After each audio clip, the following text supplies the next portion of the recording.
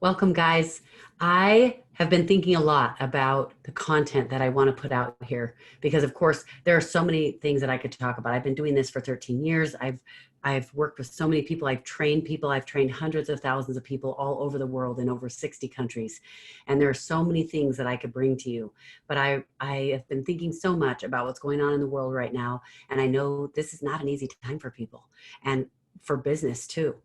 Then there are some businesses that are thriving, but a lot of businesses are not. And it's actually forcing a lot of businesses to come online. It's forcing a lot of businesses to do things differently than they're used to doing. And honestly, even I tend to be an optimist, even with all of the hard things. And I know it's hard. And I work with people that are going through really, really difficult things.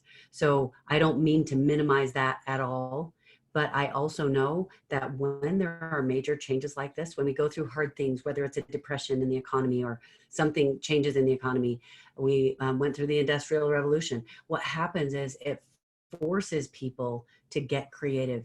It forces the entrepreneurs out there to get off their rear ends and start getting creative and taking action and doing the things that are going to benefit society, benefit the world. So let's make sure that we take this time to use it for that. Doesn't mean we're not going through hard stuff. Doesn't mean we're not feeling disconnected. Doesn't mean all of those emotions, all of those things matter.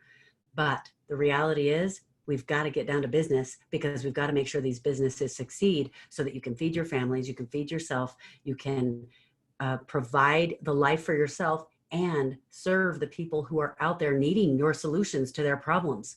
That's what we're doing. So I've decided I'm going to do a series for the next several episodes. I'm going to talk about how to build your business during COVID-19. And I'm going to talk about the different aspects. So today I want to talk about 3 strategies that you can use to strengthen your business during COVID-19. So the first one is boost your social engagement. If you boost your social engagement, all of a sudden you will start to realize how marketing online, if you haven't been doing it before, are huge. Sometimes I'm working with companies who their business is not an online business. And we are working with their marketing, working with their sales, working with all different aspects of what's going on in their business. And let me tell you this, being forced to go online is not necessarily a bad thing. There are going to be bumps in the road for sure, but boost your social engagement. That's one of the first things you want to do.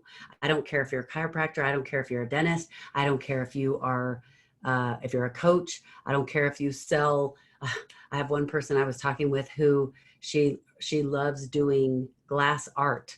I don't care what you do. You start posting on social media and make sure that when you post on social media that it is adding some sort of value, whether it's because you are connecting with them, you're adding a feeling of connection because of what you're sharing about your life, whether you are adding value because sorry about that, because you're teaching strategies. I don't care what it is.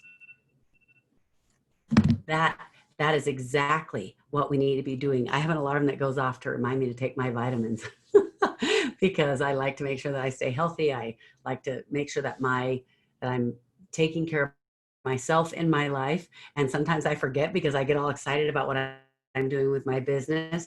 So that's my alarm to remind me that. So when I'm done with this video, I'm going to take care of me for a minute. But for now, I want to make sure that we're helping you with your business and COVID-19. So make sure you're posting. When you post, this is where we're breaking the rules. Most people, you'll find that people will teach you to post on social media so that people will look up to you, so that they will see your life and wish they had it. Basically, we want to create jealousy. Is that what we're saying? That is not what we want. We do not do that. And that is not why we do social media for our business. We do social media for our business to serve our customer. Even someone who is a fashion blogger, and sometimes they do it for envy. They do it because they're trying to have people feel in awe of them. That is the wrong reason. The reason that you are posting, if you're posting about your life or you're posting your outfit or you're posting, if you're a fashion blogger, is because you think that it's a cute outfit. You know, people are looking for a cute outfit and you know that this will help serve your customer. It will save them time. It will help them find the cool stuff because maybe you have an eye for that. What if you're a decorator? You're not showing off your house just so that they will be jealous. You're showing your house to give them ideas. It's a small mind shift sometimes, but it changes the way you interact with your people. So make sure that that's why you're doing it. The second thing is have a lead magnet. What is a lead magnet? A lead magnet is when you have something free, usually free. It doesn't have to be free. You can charge for it, but it's usually not very much money. You have a lead magnet that you offer people. And let's just, for sake of our example, we'll use free. You have a lead magnet that is totally free, something of value that I can offer you for free. I have my lead magnets for my potential clients based on where they are in their business, because I have my high-end clients, I have high ticket that are in my Rule Breakers program.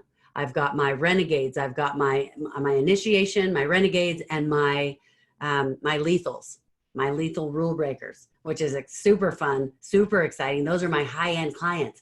But I have for people who aren't as experienced, who maybe need help getting to a place where they're ready for rule breakers. I have people who come to me who are not ready for that yet. They're not far enough advanced in their business and not experienced enough. And guess what? They're in my Mavericks program. They're in my programs that help them get their business to the point and get the experience and the skill set so that now they can be involved in my rule breakers. But to start it all off, I'm not going to just offer people my high-end, high-ticket item. I need to offer them something, especially if they've never even seen me before. They need to see what I have to offer. They need to have something that they can look at my training and they go, wow, that was super helpful. Now I want more from this person. And so a lead magnet is a free training, a free gift that you give. It's best if your lead magnet is something digital so that it's easy. You don't have to ship an actual physical item. It can be something physical. It can be a free book and they just have to pay shipping. There are so many different ways you can do it. But what I would recommend is that if you're new at this, you start off with something free that is a training. Let's see that you are a horse trainer and you teach people how to do that. Maybe you have an info product that teaches people how to do that. For your lead magnet, you are going to create a training, maybe a five video series masterclass where you teach them something really powerful, something that they're going to see results right away.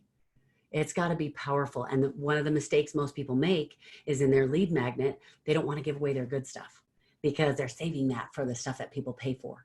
You better give them something so sexy, so awesome that what happens is when they see it, they're like, I got this for free. I got this for free. Then what do I get when I pay? It is powerful. So that's the second thing. And the third thing is you need to adapt. It's just adapting. You've got to be willing to adapt. I want to share with you something that happened with the photography industry because a company would not adapt. Kodak used to be the big name in photography, and they were the biggest. They were huge. Everybody knew Kodak. But as digital started coming into the field of photography, they didn't believe it was going to be a big deal. They didn't think, in fact, the inventors of the digital went to Kodak and tried to partner with them, and Kodak was not interested. They sent them away.